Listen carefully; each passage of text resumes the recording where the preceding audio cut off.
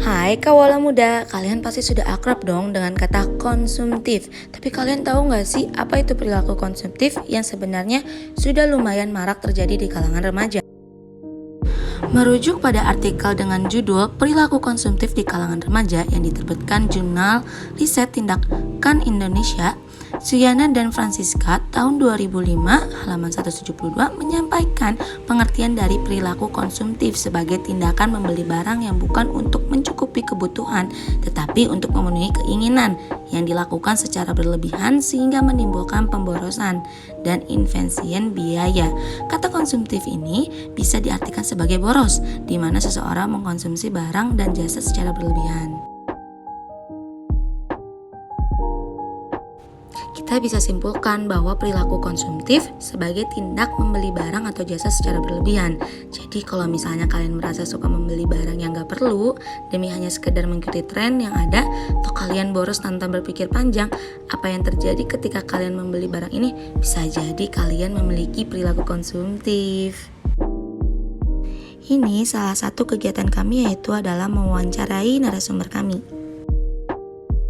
Narasumber kami salah seorang remaja berinisial A yang berusia 16 tahun membagikan pengalamannya kepada kami terkait dengan bagaimana ia berbelanja dan mempergunakan uangnya. A biasanya membeli perlengkapan sekolah dan membeli boneka yang sudah ia koleksi sedari kecil. A sendiri biasanya membeli perlengkapan sekolah dengan alasan karena modelnya lucu dan menarik perhatian A. Ia biasanya mengeluarkan rata-rata uang sekitar di atas 2 juta dalam sekali berbelanja. Secara lebih lanjut, A menceritakan bahwa ia terkadang membeli barang yang sedang tren. Namun barang yang dibeli A tidak harus barang yang sedang tren saja, melainkan ia akan mengutamakan barang yang menarik perhatiannya. A juga sering membeli barang yang menurutnya kemasannya lucu tanpa mempertimbangkan kegunaan barang itu. Ia kerap kali bingung dengan kegunaan barang yang ia beli karena biasanya memang ia membeli barang dengan alasan karena barang itu lucu dan menarik.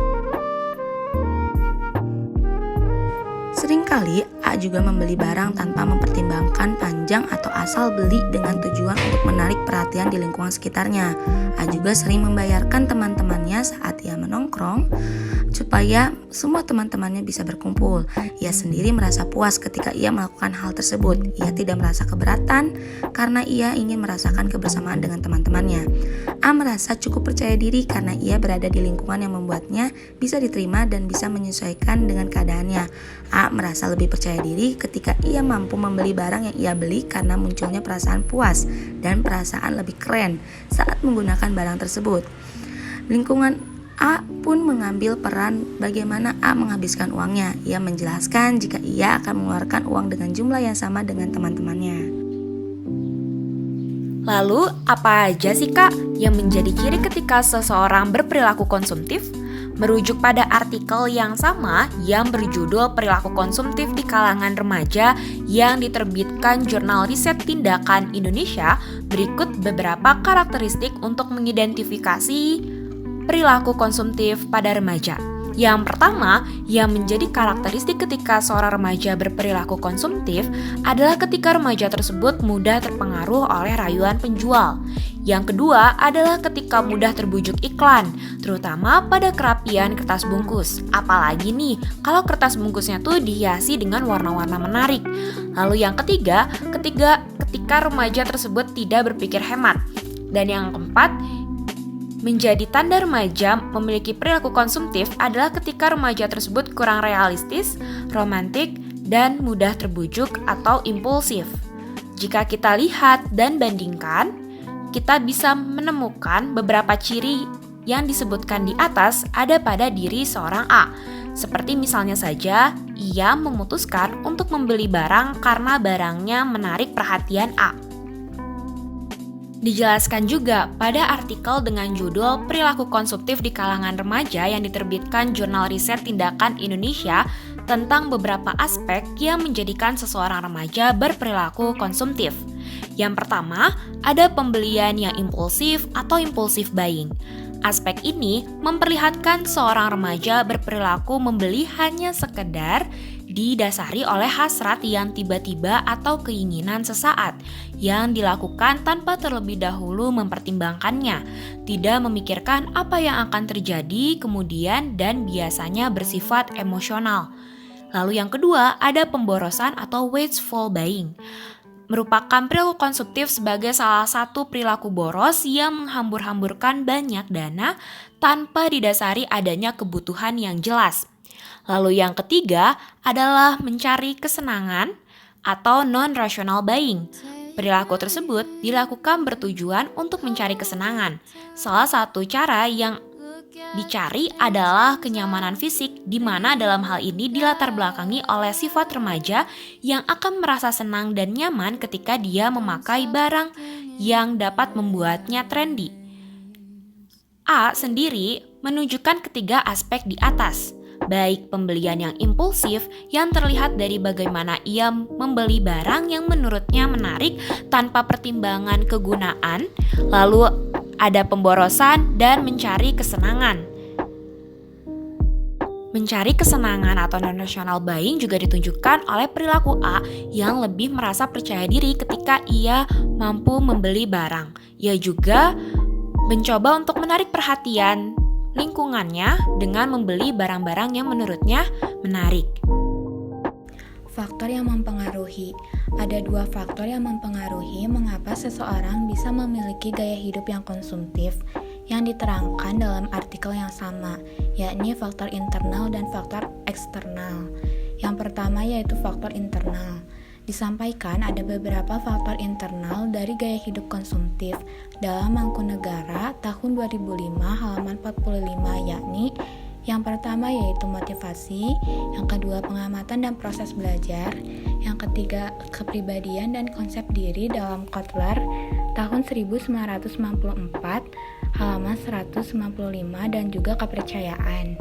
Kita bisa lihat pada kasus A bahwa kepribadian dan konsep diri juga motivasi menjadi dua faktor internal yang mempengaruhi ia memiliki gaya hidup konsumtif.